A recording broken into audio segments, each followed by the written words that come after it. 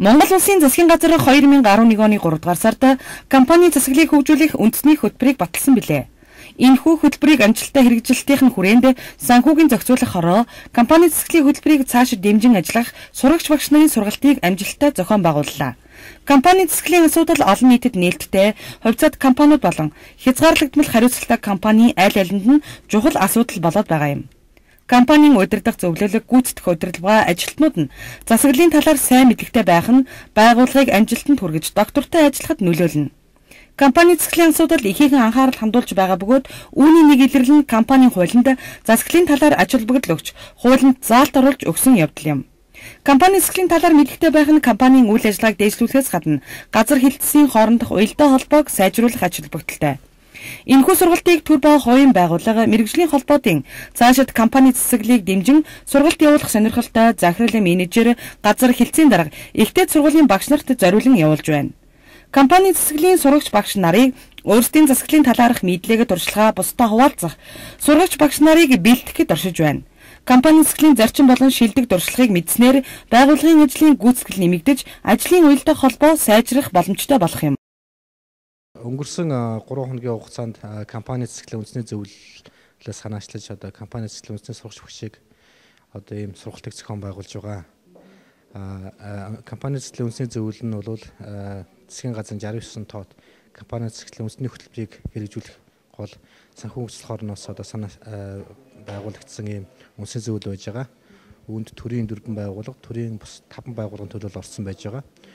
Ерөнхийдөө бол компани засаглалыг хөгжүүлэх талаар өнгөрсөн 5 жилийн хугацаанд 2007 оноос хойш анх санхүү хөгжил хорооноос компани засгийн кодекс гэдэг орчуулад нэлийн ажил хийж явж байгаа.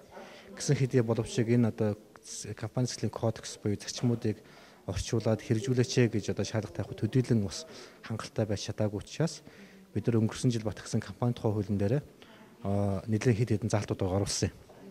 Үүний бас нэлийн чухал заалтууд компани төлөөлөн үзэх зөвлөлийн гишүүн нь компани засаглалаа сургалтанд сууж гэрчлэгээ авсан байна гэсэн заалт 75.8-д байгаа компани тухай хуулиар. Үүнийг хэрэгжүүлэхийн тулд нийтдээ төрийн өмчт 1800 туузын гишүүн 2000 гаруй хувьцаат компаниудын туузын гишүүдийг сурах нийт хэрэгцээний шаардлага хангалттай байна. Энэ хууль маань 7 сарын 1-ээс хүчин төгөөдөө хэрэгжиж эхэлж байгаа боловч бас тэр болгон компани туузын гишүүдийг сургалтанд хамрагдах боломж байхгүй. Бид нар үндсэндээ нэг сургалт явуулж байгаа одоогийн байдлаар нэг ганц 2хан л сургалтын байгууллага байгаа. Эдний хүчин чадал нь хүрэхгүй байгаа учраас ерөнхийдөө яг энэ чиглэлээр сургалт явуулах хүсэлтэй байж байгаа тийм ээ. Худалдаа ажийн танхим байна, банк санхүүгийн актив байна, удирдлагын актив байна, тийм ээ. Ажил олгогч эзний холбоо байна, тийм ээ. Гэсэн энэ мэргэжлийн холбоодууд дээрс нь ажил олгогч арьжаагчдын холбоо. Энэ бүгдийн өөрсдөө энэ чиглэлээр сургалт явуулаач гэж зорилгоор сурагч багшуудыг нь сургаж бэлтгэж өгч байна л да. Ер нь бол таны хэлдгээр үнэлдэг компани засаглал гэдэг ойлголт Монгол шинэ ойлголт байгаа. Гэхдээ сүүлийн хэдэн жил бол энэ бол эрчимтэй хөгжиж ирсэн. Манай засаглалын дэмжлэгтэйгээр болон төрийн байгууллагын дэмжлэгтэйгээр эрчимтэй хөгжиж ирсэн. Олон компани хууль болон холбогдох хуулиудад өөрчлөлтийг оруулсан энэ чиглэлээр ингээд хичнээн сайхан хууль тогтоомж тогтооцсон ч гэсэн тэрийг хэрэгжүүлэх явцад бас асуудал үүсэж байгаа.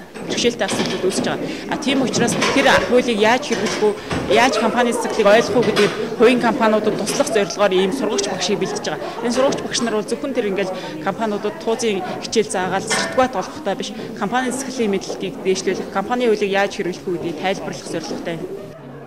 Компаниудын төлөөлөл удирдах зөвлөлийн гишүүд гүйцэтгэрлүүдэд зориулсан сургалтыг явуулах багш нарыг бэлтгэж байна. Тэгээд бид сертификат авах гэдэг ингээд бэлэн болчиход байж байна тийм ээ. Ер нь яг бид бол ингээд цаашдаа компаниас өөрсдийнх нь захиалгаар хүнсүүдийг сургах, тэгээд сургалтыг зохион байгуулах, тэдэнд өнөөдрөөс сурсан энэ мэдлэгээ сайхан дамжуулж, энэ дамжсан мэдээлэл маань засаглагаа сайжруулах мэдээлэл маань бол компанийнханд өөр дөнгөө өгнө гэдэгт би найдаж байгаа юм л да ерөнхийдөө тийм.